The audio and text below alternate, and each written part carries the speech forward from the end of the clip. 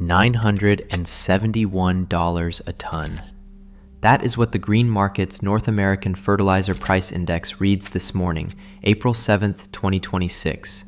It is the number flashing on the screen of a grain farmer in central Illinois who has been sitting at his kitchen table since 5 a.m., running the math on his spring planting budget for the third time this week, hoping the numbers somehow change.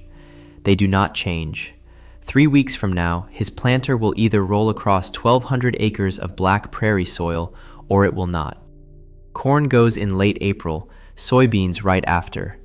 The window is narrow, the biology is non-negotiable, and the price of the one input that determines whether those seeds become a crop or a very expensive compost has nearly doubled since January. He is not alone. Across the Corn Belt, from western Ohio to eastern Nebraska, tens of thousands of operations face the same spreadsheet, the same silence at the kitchen table, the same unanswerable question. Do you plant at these prices and pray for a bumper harvest, or do you cut acres and hope the market corrects before it is too late?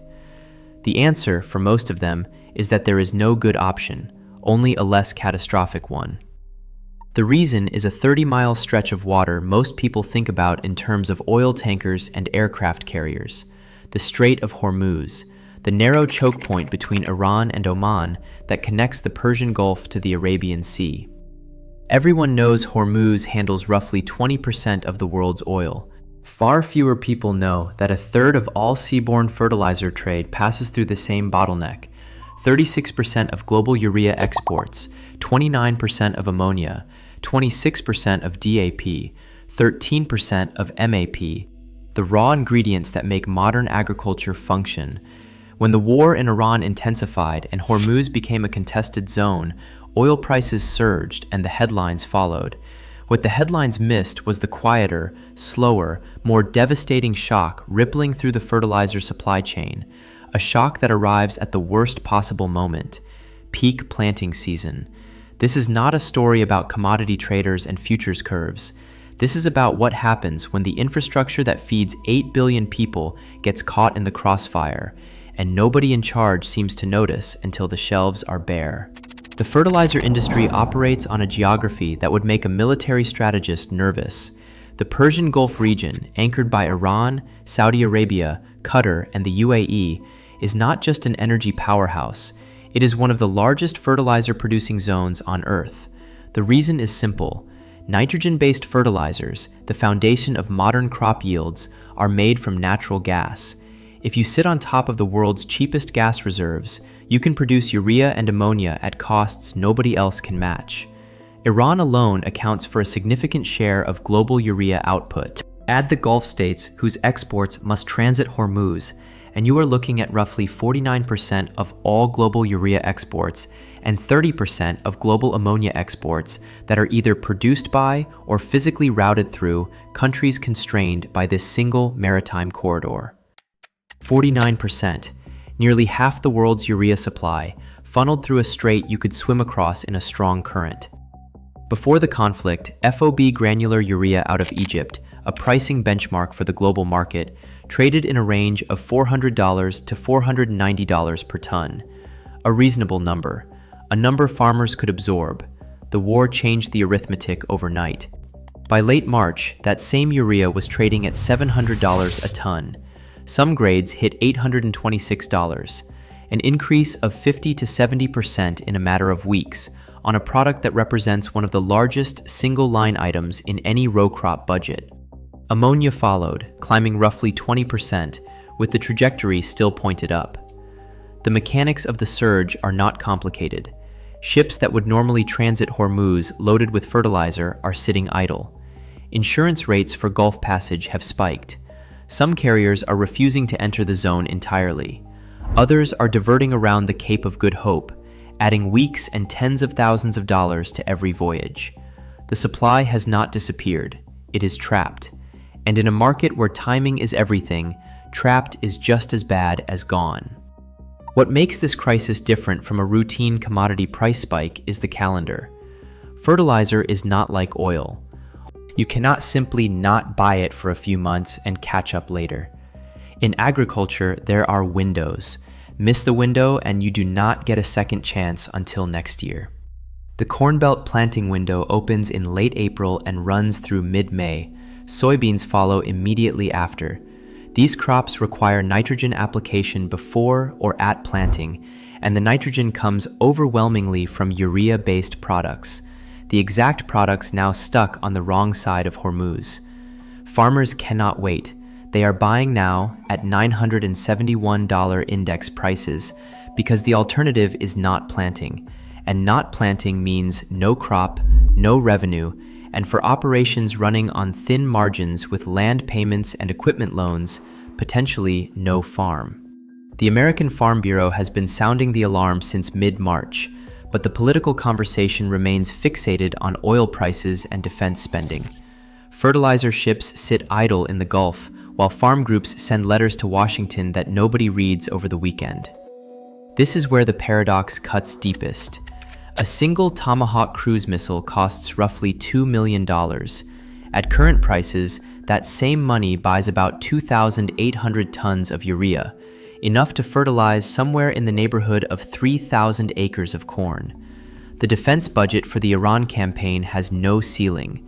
The fertilizer crisis has no line item. We are spending billions to project power into a region, and the collateral damage is not just measured in buildings and bodies. It is measured in bushels per acre, in food prices at the checkout counter, in the caloric intake of families in Nairobi and Lagos who have never heard of the Strait of Hormuz, but whose next meal depends on what passes through it. The 2022 playbook is repeating. When Russia invaded Ukraine, fertilizer markets seized up in almost identical fashion. Urea spiked, ammonia spiked. Potash, which Russia and Belarus dominated, became unobtainable. Farmers worldwide cut application rates, and the result was lower yields, higher food prices, and according to the UN, tens of millions of additional people pushed into food insecurity. That crisis took 2 years to fully unwind. The current one has all the same features, plus a critical difference. The Strait of Hormuz is a more concentrated choke point than the Black Sea ever was. When Ukraine's grain corridor was blocked, alternative routes existed. When Hormuz is compromised, there is no alternative. The fertilizer either goes through the strait or it goes 12,000 extra nautical miles around Africa. Follow the chain far enough, and the fertilizer bomb detonates everywhere. Start with the American farmer. His input costs have surged, but the price he receives for his corn has not kept pace. The margin squeeze is real. Some will plant fewer acres. Some will reduce fertilizer application rates, accepting lower yields to manage cash flow. A few, particularly smaller operations without the balance sheet to absorb the hit, will not plant at all. Fewer planted acres and lower application rates mean a smaller harvest in the fall. A smaller U.S. harvest, in a year when global grain stocks are already tight, pushes commodity prices higher. Corn, soy, wheat, all rise. And those commodities feed into everything: animal feed, ethanol, cooking oil, processed food, the entire supermarket supply chain. The consumer feels it at the register, not immediately, not next week, but by late summer and fall, when the reduced harvest translates into higher wholesale prices that work their way through the distribution system. Every box of cereal, every gallon of milk, every piece of chicken reflects, somewhere in its cost structure, the price of the nitrogen that grew the grain that fed the cow or the steer. Now scale that globally. The United States is a wealthy country with a sophisticated agricultural system and deep capital markets. Farmers can borrow, they can hedge, they can absorb some pain. Much of the world cannot. The countries hit hardest by a fertilizer supply shock are the ones that were already fragile. Sub-Saharan Africa imports the vast majority of its fertilizer. Nations like Kenya, Nigeria, and South Africa have limited domestic production and almost zero strategic reserves. When global prices spike, they simply cannot compete with wealthier buyers for the available supply. In Côte d'Ivoire, the price of cocoa has already been climbing. Now the fertilizer that cocoa farmers need to maintain their yields is climbing even faster.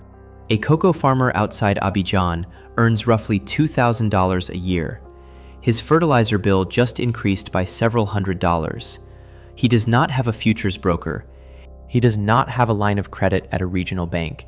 He has a machete and a prayer. The same is true in South and Southeast Asia, where smallholder farmers grow rice and wheat for populations of hundreds of millions.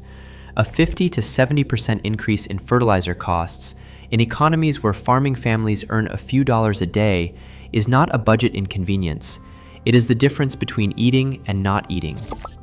The UN World Food Program has put a number on it. An additional 45 million people could face food insecurity by the end of 2026. That is on top of the 340 million already in that category. 45 million more mouths in crisis, and the root cause is not drought, not locusts, not a biblical plague, but a shipping lane. And here is what makes the timeline especially cruel.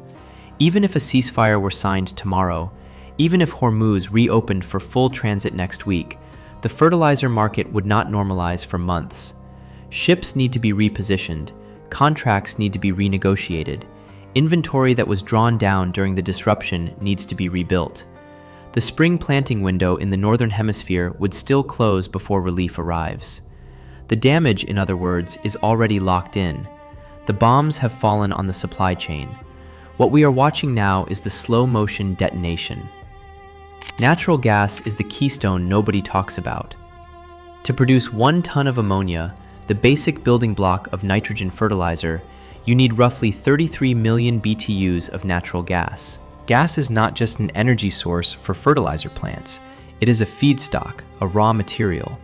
The nitrogen atoms that end up in the fertilizer pellet, the ones that eventually become the protein in your bread, literally come from a chemical reaction between natural gas and atmospheric nitrogen. When the Iran war disrupted gas supplies alongside fertilizer shipments, it created a double squeeze. Even fertilizer plants outside the conflict zone, in Egypt, in Algeria, in Trinidad, are paying more for their primary input. Higher gas costs mean higher production costs, which mean higher fertilizer prices, regardless of whether any ships are blocked. This is the compounding effect that makes the current crisis structurally worse than a simple logistics disruption. It is not just about moving the product, it is about the cost of making it in the first place. The Green Markets Index at $971 reflects both forces simultaneously: supply disruption from Hormuz and cost push from gas.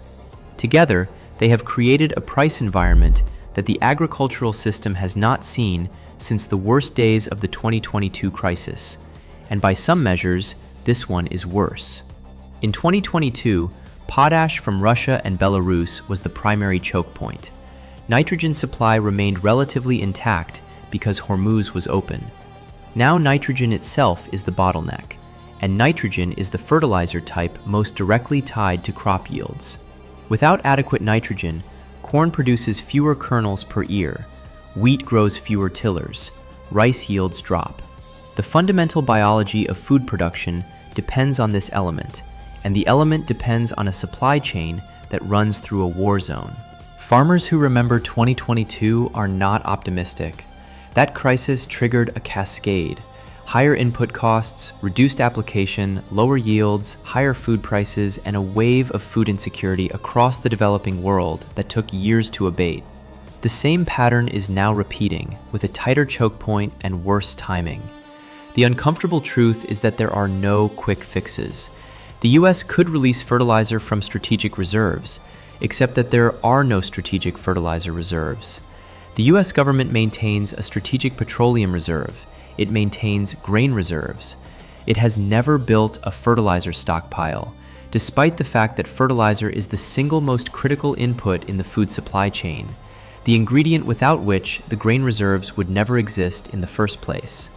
Trade policy could help at the margins, removing tariffs on fertilizer imports from non-Gulf sources, fast-tracking permits for domestic nitrogen production, opening emergency credit lines for farmers. These are measures that farm groups have been requesting since mid-March. Some of them are under discussion. None have been implemented. The private sector is adjusting in its own way. Fertilizer companies outside the Gulf are ramping production where they can, but capacity does not appear overnight. A new ammonia plant is not a pop-up shop. It is a multi-billion-dollar facility that takes 3 to 5 years to permit, build, and commission. The last major wave of ammonia capacity additions was announced in 2023 and 2024. Those plants will not come online until 2027 or 2028. In the meantime, the available supply is what it is, and what it is not enough. The bottleneck has also revived a conversation about domestic production that the United States has been having and ignoring for decades. America produces significant quantities of nitrogen fertilizer, but not enough to cover its own needs. It imports roughly 12 million tons of nitrogen products annually. A meaningful share of that comes from Trinidad, which itself relies on natural gas that is now more expensive, and from countries whose supply chains cross through or compete with Hormuz traffic. For the investor watching this unfold, the signal is clear. Fertilizer company stocks, CF Industries, Nutrien, Mosaic, OCI, have been climbing for weeks. Agricultural commodity futures are pricing in a smaller harvest. Farmland values, already elevated, are diverging. Prime land with access to irrigation and proximity to domestic fertilizer sources commands a premium. Marginal acreage in regions dependent on imported inputs is losing appeal. The broader inflation implications are real but delayed. Fertilizer feeds into food prices with a lag of 4 to 8 months. The spring planting decisions being made right now in April 2026 will determine the grocery prices of November and December. The transmission mechanism is slow enough that policymakers can ignore it today and claim surprise tomorrow. The deepest irony is the one nobody in Washington wants to say out loud. The United States went to war in a region that supplies nearly half the world's nitrogen fertilizer, at the exact moment its own farmers needed that fertilizer the most, and made no provision, zero contingency, for the agricultural fallout. Wars have always disrupted food. From the siege of Leningrad to the Black Sea blockade of 2022, the pattern is ancient. What is new is the level of global integration that means a conflict in one narrow strait can alter planting decisions in Iowa, food prices in London, and caloric access in Abidjan, all simultaneously, all within weeks. The fertilizer ships are still sitting idle in the Gulf. The planting window is closing, and 45 million people who had enough to eat in January may not by December. That is the bomb nobody is talking about. Not the ones falling from aircraft, the one detonating, silently and slowly, in every field that will not get the nitrogen it needs this spring.